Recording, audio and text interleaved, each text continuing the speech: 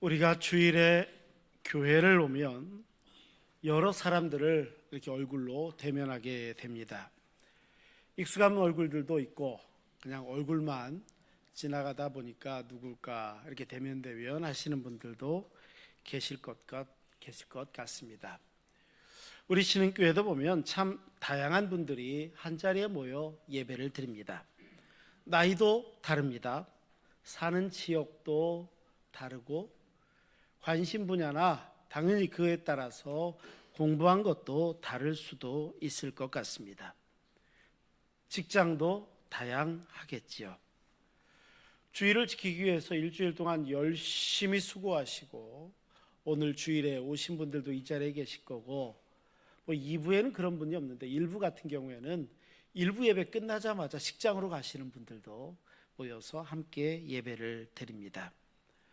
신분을 봐도 아직 공부하는 학생도 있을 것이고 현역에 계신 분도 계실 것이고 은퇴하신 다음에 예배에 참석하시는 분도 계실 것입니다.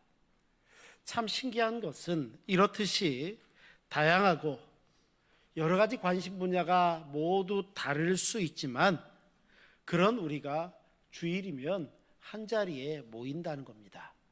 그리고 하나님 앞에 같은 찬송을 부르고 같은 말씀을 듣고 함께 한 하나님께 예배를 드리고 있습니다. 모습도 달라도 어색하지 않습니다. 조화롭게 우리 신흥교회를 이루어가고 있습니다. 예전에 한 어떤 권사님의 간증을 들었던 적이 있습니다. 이 권사님은 찬양대에서 봉사를 25년간 하셨습니다. 그런데 제가 들었던 간증은 처음 찬양대에 갔을 때 간증입니다. 처음 찬양대에 들어가서 보니까 마치 개밥의 도토리처럼 자기만 어색하더라는 겁니다. 그도 그럴 게 이 권사님의 음성이 굉장히 괄괄하고요, 두껍고요, 허스키하기까지 합니다. 아니 다른 찬양대원들은 꾀꼬리같이 아주 섬세한 음도 잘하는 것 같은데 자기만 여기서 전혀 어울리지 않는 것 같아서 여기가 내 자리 맞나? 내 목소리 때문에 우리 찬양대 전체가 다 망가지는 게 아닌가? 별 생각을 다 하면서 찬양대 연습을 몇 주를 했는데 어느 날 연습이 딱 끝났는데 갑자기 지휘자가 그 권사님에게 이렇게 얘기합니다. 권사님 목소리가 없었더라면 우리 찬양대 목소리가요 너무 얇아요. 권사님 같은 음성이 있어서 깊고 진한 목소리가 결국에 우리 찬양대에 아름다운 하모니, 화음을 만들게 되는 것 같아요. 권사님이 계신 게 얼마나 다행인지 몰라요. 지휘자가 이렇게 얘기해 주는 겁니다. 그 전까지 권사님은 아이고 내가 우리 찬양대 망치는 게 아닌가, 내 목소리처럼 괄괄한 목소리로 무슨 찬양을 하냐 막 이렇게 생각했는데 그때 비로소 깨달았다는 겁니다. 아하, 나만의 자리가 있었구나. 그리고 각각의 자리의 소리가 아름답게 조화를 이루니까 정말 아름다운 화음, 하모니가 만들어지는구나 이렇게 생각하게 되었다는 것입니다. 실은 오늘 본문이요, 신앙 공동체가 서로 다른 사람들이 모여서 예배하는데 어떻게 하면 정말 아름다운 신앙의 하모니를 이루어갈 수 있을 것인가, 바로 그 이야기를 하고 있기 때문입니다. 그리고 나서 가장 먼저 생각할 수 있는 게 뭐냐면 부르심의 여정들이 우리 다 각각 있는데 우리 각자마다 실은 부르심의 이야기가 똑같지 않다는 겁니다. 다 다른 부르심을 가지고 있죠. 바울은 지금 아마도 로마의 감옥에서 이 에베소서를 썼을 것이다 이렇게들 생각하고 있습니다. 1절이 이렇게 시작됩니다. 그러므로 주 안에서 갇힌, 여기서 갇혔다는 말이 나와요. 주 안에서 갇힌 내가 너희를 권하노니 너희가 부르심을 받은 일에 합당하게 행해야 된다라는 것입니다. 차갑습니다. 어둡습니다. 이 감옥에서 그는 자신을 소개하는데 놀랍죠? 뭐라고 소개하냐면 주 안에서 갇힌 내가 이렇게 이야기합니다. 그러니까 바울이 이해하고 있는 것은 내가 단순한 그냥 잡범 이렇게 얘기하는 죄수가 아니라 주 안에서 갇혀 있다는 것입니다. 여기에는 깊은 바울의 영적인 통찰이 담겨져 있는 고백이죠.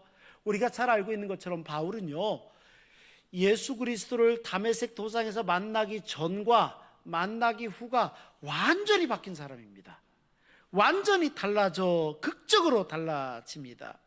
하지만 그렇게 부르심을 받았지만 바울의 일생이 어땠습니까? 그렇게 부르심을 받은 이후가 고난의 삶입니다. 받은 이후가 매를 맞았고요, 돌에 맞았고요, 감옥에 갇히는 일들이 다반사였습니다. 이게 바울의 일생이었습니다. 그런데 정말 신기하죠. 바울이 그런 고난을 겪었음에도 불구하고 바울은 자기 자신을 뭐라고 고백을 해요? 주 안에서 갇혔다. 나는 주 안에서 갇혔다. 이렇게 고백하면서 자기의 일생은 아무리 어렵고 힘들고 난관이 있다 할지라도 내 모든 일생은 하나님의 부르심 가운데 있다는 것입니다. 내가 하나님의 부르심 가운데 있다는 것입니다. 우리가 처음 신앙을 갖게 된 계기가 무엇인가요? 우리 한 사람 한 사람도 하나님의 부르신 이유가 있을 겁니다. 바울이 다메섹 도상에서 예수 그리스도를 영접하게 된 것처럼 우리만의 신앙 스토리가 있을지도 모릅니다. 어떤 분은 부모님이 신앙생활을 잘 하셨기 때문에 어려서부터 주일학교부터 자연스럽게 믿음이 쌓아오신 분도 계실 것이고, 어떤 분은 내가 겪었던 인생에 큰 위기가 있었는데 이 위기를 통해서 하나님을 만나신 분도 계실 것이고, 어떤 분은 가족이 전도해서, 어떤 분은 친구의 권유로, 어떤 분은 우연찮게 교회에 들어갔다가 모습은 어떻든지 간에 다양하게 은혜를 받고 예수님을 만나게 되었을지 모릅니다. 여러 해 전에 제가 읽었던 한 간증이 있습니다. 그 간증에 목사님에게 대해서 그분은 이렇게 이야기하더군요. 목사님, 저는 교회 다닌 기간이 30년이 넘었는데요, 사실 습관으로 그냥 교회 다녔습니다. 이렇게 얘기해요. 그러면서 얘기를 해요. 제가 어렸을 때는 부모님이 교회 다니니까 교회 갔습니다. 제가 결혼을 하고 나서 보니까 아내가 신앙생활을 너무 잘했습니다. 그냥 아내가 이뻐서 같이 교회에 갔습니다. 아기가 태어났는데 아기가 교회 가는 걸 너무 좋아하고 교회 학교 교육을 잘 받는 걸 보니까 너무 신기하고 좋아서 저는 또 그때는 그렇게 교회를 갔습니다. 그런데요, 제가요 5년 전에 암 진단을 받았습니다. 암 진단을 받았는데 그때 받은 게 4기예요. 그러니까 거의 뭐 몇 개월 안 남았다, 이렇게 진단을 받고 나서 그때서야 제가 하나님을 만나게 되는데, 그때 만난 하나님이 진짜입니다. 제가 진짜 하나님을 그때 만났던 것 같습니다. 그동안은 교회는 그냥 내가 대강 하나님 모르고 다녔구나. 그런데 그 다음에 깨닫고 제가 그때서야 비로소 제 신앙이 시작되어졌네요. 이렇게 고백하는 간증이었습니다. 어떤 형태로가 되었든, 바울처럼이든 평안했든 어떻든 우리는요, 여기에 계신 분들 한 분 한 분마다 다 각자의 신앙의 스토리가 있습니다. 그리고 그 신앙의 스토리 가운데 오늘도 포함되어져 있습니다. 그런데요, 정말 중요한 게 뭘까요? 내가 어떻게 부름을 받았나, 이게 중요할까요? 아닙니다.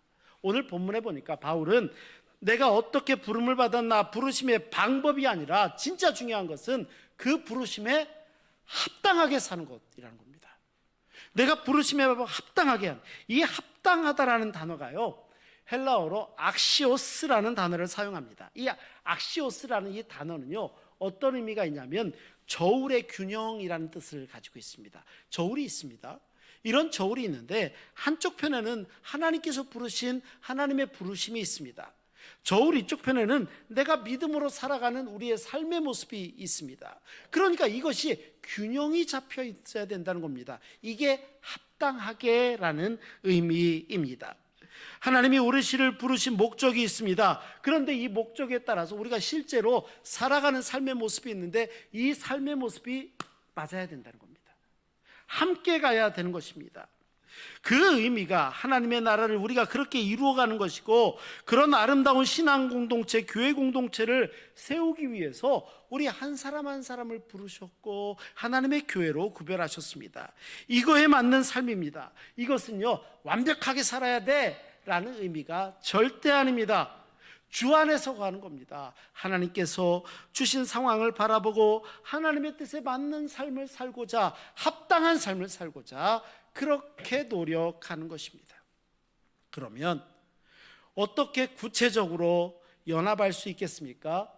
이 사랑에는요, 덕목이 있다는 것입니다. 비밀스러운 재료가 있대요. 2절에 보면 이렇게 말씀하고 있습니다. 모든 겸손과 온유로 하고 오래 참음으로 사랑 가운데서 서로 용납해라. 이 덕목이 4가지입니다. 첫 번째는 겸손입니다. 겸손은 다른 말로 얘기하면 자기 자신을 낮추는 아름다움이다, 이렇게 이야기합니다. 이 겸손, 모든 겸손, 성경은 이렇게 되어 있는데 이 겸손의 원어적인 의미에는요, 당시에는 조금 부정적인 의미가 더 강했습니다. 어떤 의미로 이 겸손을 썼냐면 비굴한 것, 비천한 것, 이럴 때 쓰는 단어였습니다. 하지만 이 단어의 뜻을 완전히 바꿔주신 분이 계시는데 그분이 바로 우리 주님이십니다. 우리 주님은요, 이렇게 말씀하셨어요. 나는 마음이 온유하다, 겸손하다. 아니, 어떻게 주님의 겸손이 비굴하다고 말할 수 있습니까? 하나님의 아들이셨습니다. 그런데 그분이 종의 형체를 입고 이 땅에 인간의 몸을 가지고 오셨습니다. 이 자체가 겸손인데 어찌 이것을 비굴하다고 말할 수 있겠습니까? 그 자신을 비하하는 게 아닙니다. 오히려 자기 자신을 내려놓습니다. 신앙인들의 모습은 이렇듯 겸손히 행해야 됩니다. 우리 교회에서 멀지 않은 한 교회입니다. 용산구에 있는 교회고요. 우리 교단 교회는 아닙니다. 작은 교회도 아니에요. 그래도 작년이 그래도 한 500명 정도 가까이 모이는 교회인데 이 교회도 숙제가 몇 가지 있어요. 제가 잘 압니다. 어떻든지 간에 이 과정에서 구역을 갖다가 이 큰 구역 단위로 이렇게 뭐 한 7, 8개 정도로 이렇게 나누었다는 얘기를 제가 들었습니다. 그리고 교회에서 거기도 주방 봉사할 분 없고 막 그래요. 힘들어가지고 구역 단위로 돌아가면서 봉사를 해요. 막 그런 일을 합니다. 근데 문제가 하나 생겼습니다.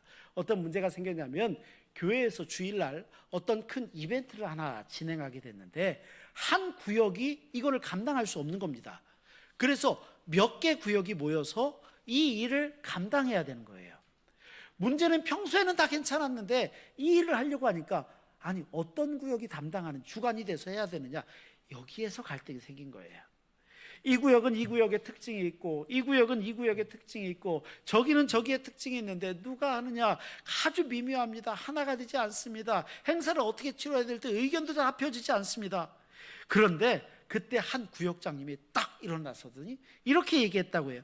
저희 구역은요, 뒤에서 돕겠습니다. 뭐든지 시켜만 주십시오. 저희가 최선을 다해서 그 일을 감당하겠습니다. 저희는 필요한 일만 시켜주시면 됩니다.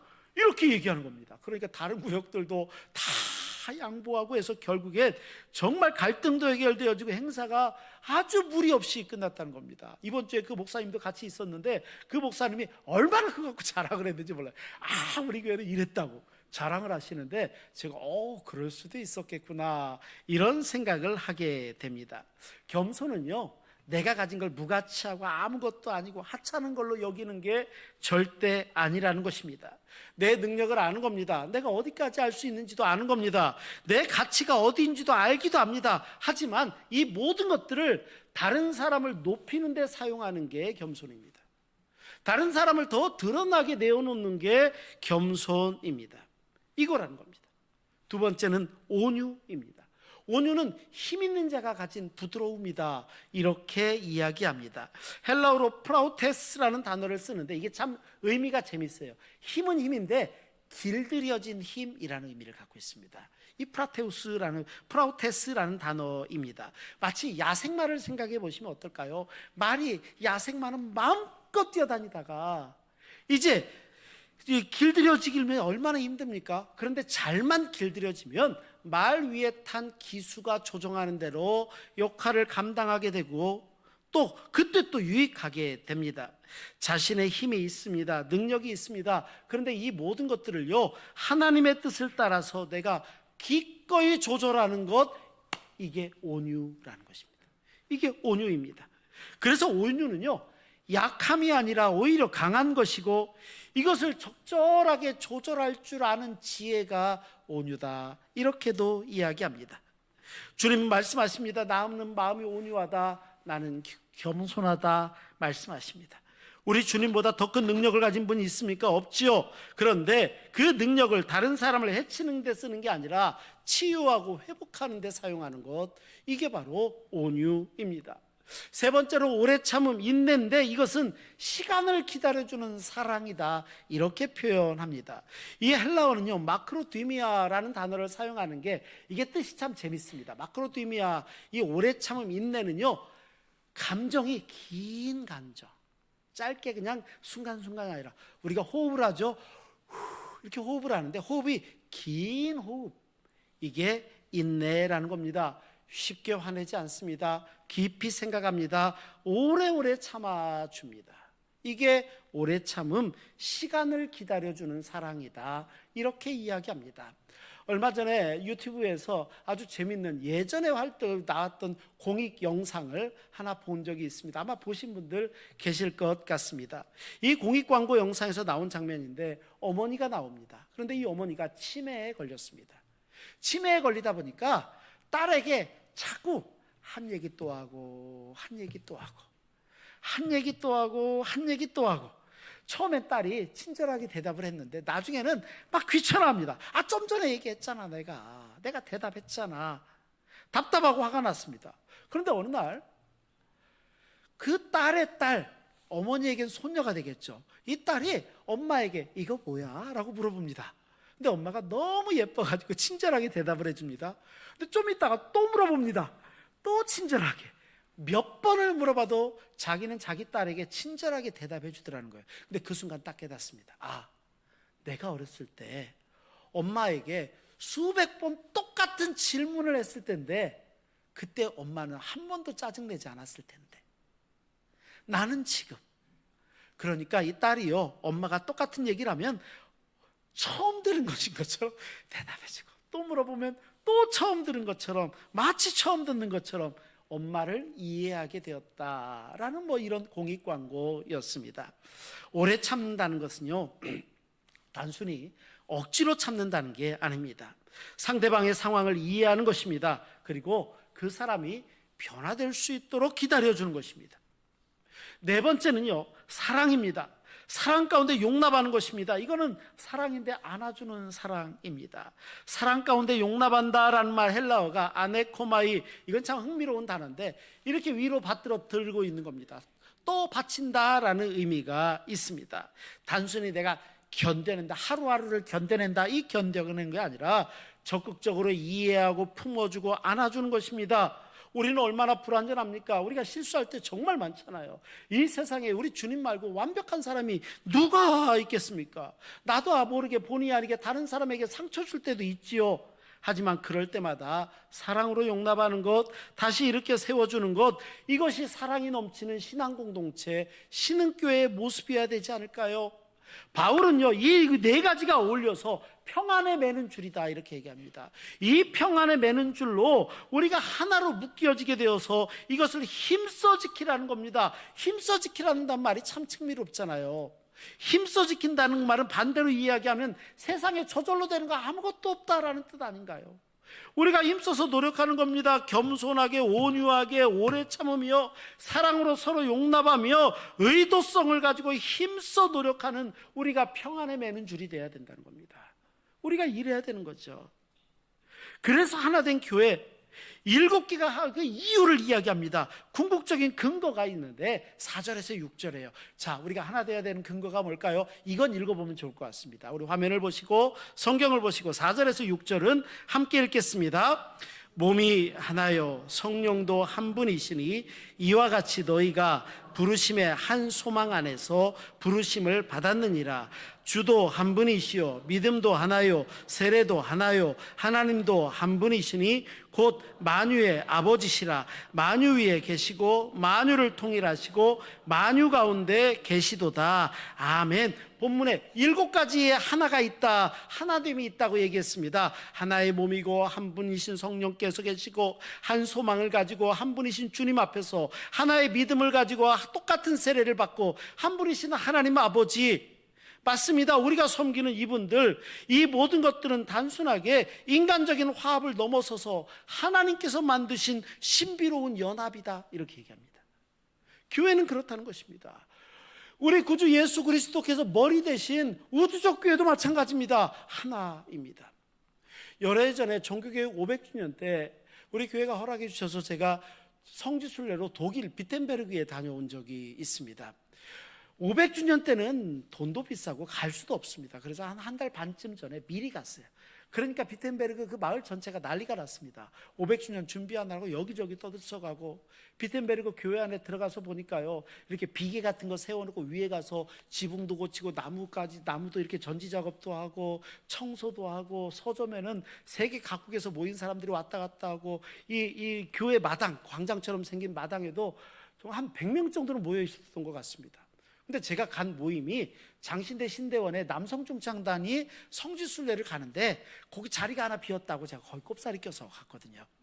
근데 거기서 갑자기 그 남성중창단이니까 그래서 찬양을 하는 거예요.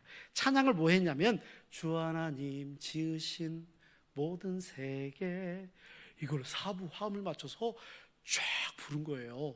그러니까 좀 이따 놀라운 기적이, 그 자리에 한 100여 명은 있었던 것 같습니다. 그 서점에서 막 뛰어나온 사람도 있었습니다.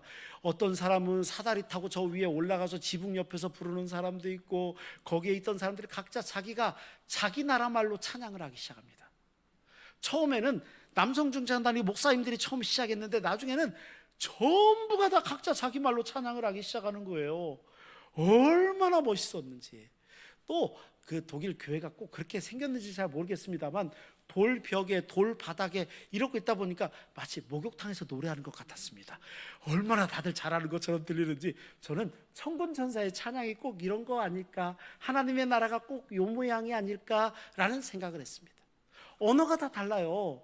동남아에서 오신 분들도 있었고요, 뭐 인도에서 오신 분들도 있었고요, 한국에서 오신 분 영어도 제가 들리고 독일어도 들렸습니다. 그런데 아마 유럽 각국에서 다 왔을 것 같습니다. 그런데 똑같은 멜로디로 정말 아름다운 하모니가 이루어지는데, 이야, 천국이 꼭 이렇지 않을까? 바울이 강조하는 게 실은 이겁니다. 우리가 연합한다는 것은 인간의 결과가 아니라 하나님이 만들어 가신다는 것입니다. 왜요? 우리가 한 성령 안에서 태어났고 같은 부르심을 받았고 같은 소망을 품으며 같은 주님을 섬깁니다. 우리의 신앙 고백이 같습니다. 그리고 우리는 동일한 세례를 받고 동일한 성찬에 참여합니다. 한 분 하나님을 모십니다. 한 성령 안에서 같은 부르심 가운데 만유 가운데 계셨던 하나님이 우리를 하나로 만들어 주셨기 때문입니다. 그렇다면 이제 이 신비로운 하나됨을 교회는 어떻게 이루어 가야 되겠습니까? 벌써 오늘이 11월 첫째 주일인데 혹시 연초에 우리나라에 어떤 일들이 있었는지 기억나십니까? 우리 사순절 기간에요, 경북 안동과 영주 지역에 큰 산불이 났습니다. 기억나세요? 그때 우리 교회가 사순절 기간 동안에 금식을 해가면서 헌금을 모았습니다. 그때 당회가 우리 이번에 헌금은 이 지역에 혼자 사시는 어른들을 위해서도 쓰지만 일부는 경상북도 안동과 영주 지역에 있는 여기 이 어려운 교회를 좀 도웁시다, 이렇게 하게 됐어요.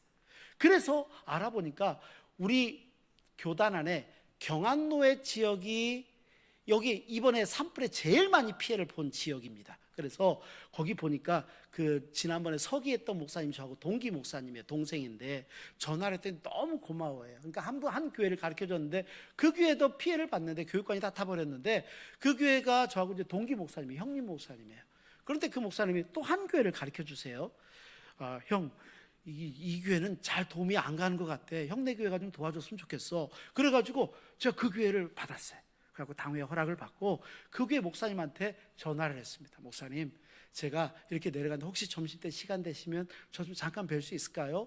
그러고 와서 우리 교회 이름으로 된 봉투에다가 제가 영수증도 다 받아다 교회에 냈습니다. 딱 정확히 우리 교회가 헌금을 전달하니까 이 목사님하고 사모님이 깜짝 놀라요. 서울에 신흥교회가 있는지도 몰랐어요. 그런데 그 교회 같은 경우 이 산에서 저 산으로 불덩이가 날아가다가 중간에 떨어졌는데 성가대 연습실에 불이 붙어버렸어요. 근데 지붕에 붙었는데 바람 붙어서 붙은 지붕만 날아가고 지붕이 사라진 성가대 연습실에 비가 내리고 하니까 가운 다 젖고 악보 다 젖고 막 힘들어했는데, 아니 신흥교회라는 데서 헌금을 가져온 거예요. 너무 놀랬다는 거예요. 누구도 연결된 사람이 없고 아무도 없지만 그냥 교회이기 때문에 어려운 얘기를 듣고 하나님께서 그리 보내셨다고 생각하고 너무 감사하다고, 그때 제가 막 설교 중에 교회에 인사를 꼭 전해달라고 했습니다 라고 해서 전했던, 이게 우주적 교회라는 것입니다. 우리 구주 예수 그리스도께서 머리가 되신 교회, 전 세계 방방곡곡에 동일한 신앙 고백을 하고 있는 신앙인들, 작게는 로컬 처치, 우리 신흥교회는 그런 믿음을 가진 사람들이 이 신흥교회 예배당에 모여서 함께 예배하는 우리 하나님의 교회라는 것입니다. 그렇게 우리는 그리스도 안에서 하나가 되어집니다. 말씀을 마칩니다. 어쩌면 우리는요, 각자의 음색을 가지고 있는 찬양대원일지도 모르겠습니다. 하지만 아름다운 하모니를 이루기를 원하시는 하나님의 마음을 담아서 우리도 한 교회를 이루어가야 됩니다. 오늘 성경은 이렇게 말씀합니다. 우리가 하나의 몸이고 성령으로 하나 되었고 하나의 소망을 가지고 있으며 하나의 한 분의 주님을 섬기고 같은 믿음을 고백하고 똑같은 세례를 받고 같은 성찬에 동참한다는 겁니다. 우리가 그렇게 하나입니다. 이 하나됨을 뭐라고 그래요? 오늘 성경에 힘써 지키라는 겁니다. 힘써 지켜라. 지금 우리는 항존직 선거를 진행하고 있습니다. 누가 선출이 되어지느냐 중요하죠. 왜 안 중요합니까? 하지만 더 중요한 가치는, 결코 잊어버려서는 안 되는 가치는 우리가 하나라는 사실입니다. 한 몸입니다. 같은 성령 안에서 한 교회를 이루게 하셨습니다. 같은 믿음을 고백합니다. 서로 다른 의견이 왜 없겠습니까? 사람인데 있을 수 있죠. 생각이 다를 수도 있습니다. 하지만 오늘 말씀을 꼭 기억하십시오. 우리는 서로 다른 음색을 가지고 있을지 모르지만 하나의 아름다운 하모니를 이루어가는 하나님의 합창단이기 때문입니다. 그렇게 우리는 아름다운 하나됨, 조화로운 하나의 하모니를 이루어가는 하나님의 권속들입니다. 이러한 하나님의 은혜가 우리 신흥교회 가운데, 우리 신흥교회 성도들 가운데, 기도하는 모든 제목과 건강 가운데 함께 하시기를 간절히 바랍니다. 기도하시겠습니다. 거룩하시고 자비로우신 아버지 하나님, 우리를 하나로 묶어주신 주님, 믿음 안에 이 모든 일들에 순종하며 나아가는 저희 모두가 되게 하여 주옵소서. 우리 구주 예수 그리스도의 이름으로 감사하며 기도하옵나이다. 아멘.